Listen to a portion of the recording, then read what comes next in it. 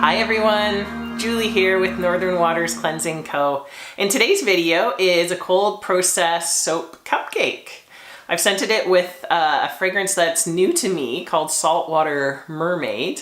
And I just had a small little bit of it, sort of like a trial size. And I decided I would make these cupcakes out of it. And then I had a lot of batter. And so I ended up making like some cake slices too with the extra batter that I had. It performed really well in terms of there was no ricing. It did slow down trace like dramatically. I waited 3 hours for the piping to set up, and you can see in the video it still wasn't set up. Like I would have had to wait all night because I was making this at, I think I poured the cupcakes around 8 p.m. and then yeah, by 11 I was like, that's it, I gotta pipe because I want to go to bed. And by the next morning, I swear to you, the soap maybe was at piping consistency. Like it was still pretty thin. But the cupcakes turned out beautiful, and so did the cake slices. If I was a little bit more patient, then you know, I could have waited till the piping was prime consistency, but I didn't, and they still turned out beautiful. I feel like I've worn this shirt in a couple other intros. I assure you I changed my clothes.